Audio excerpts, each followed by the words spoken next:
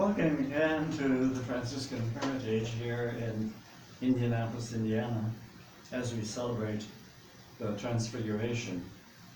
I think that sometimes people get the impression that these experiences are only in the past and they're only in the Gospels, but that's not true. The image of transfiguration is happening in our lives all the time. And I think it's important that you pay attention to the application of the feast. You know, years ago, I was back in my hometown, Omaha, Nebraska, for a family wedding.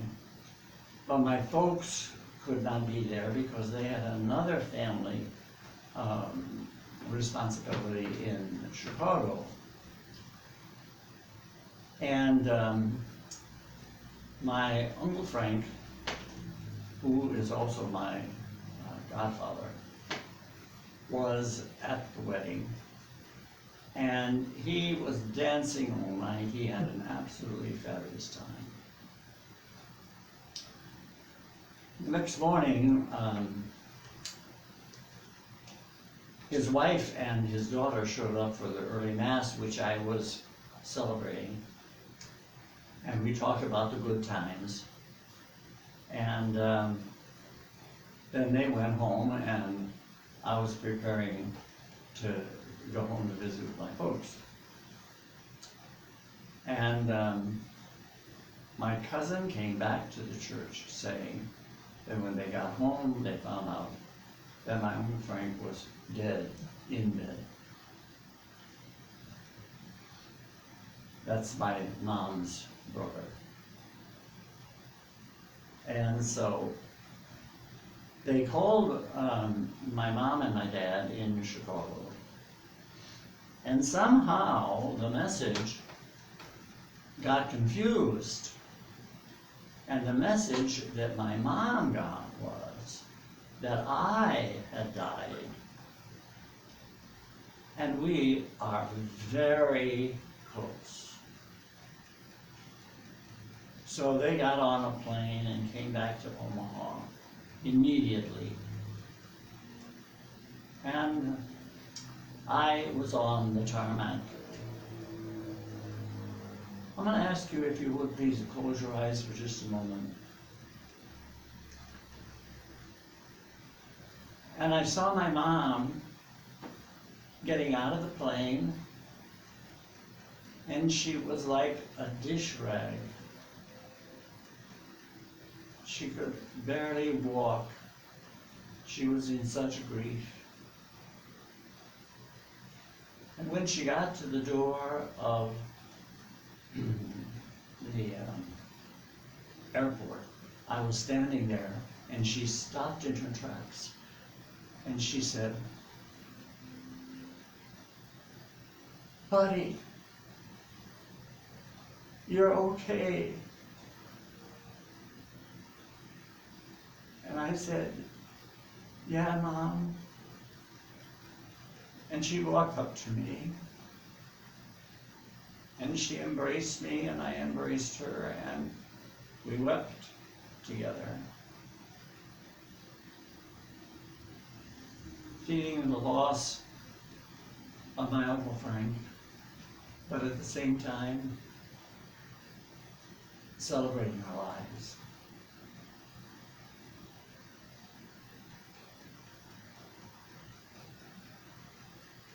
And dear friends,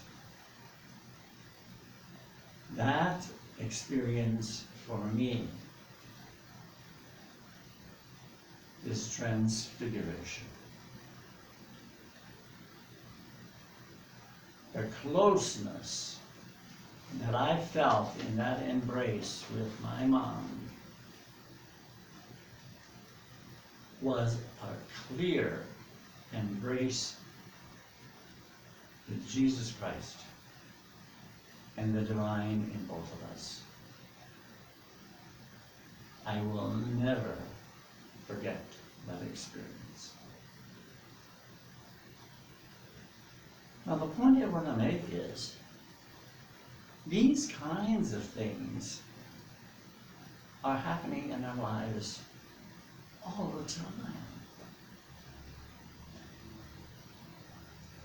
And I think it's so important that you pay attention to these God moments that I've related, especially through our love relationships with family. I'm going to suggest that as you move into this coming week, take some time out to look over your life and check out the Transfiguration accounts in your life, and look at some of the experiences in which you encountered the divine, cosmic, unconditional love in a very special way. My dear friends, that's what this feast is all about. It's about us putting ourselves in the shoes of Peter, James, and John, and seeing the divine light of God in each of us. See what you can do this coming week to find those places in your life where God has become a very real experience. And then thank God for that fulfilling experience.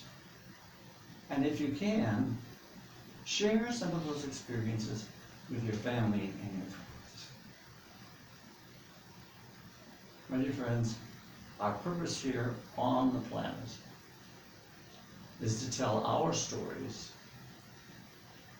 as did the writers of the New Testament, telling their stories.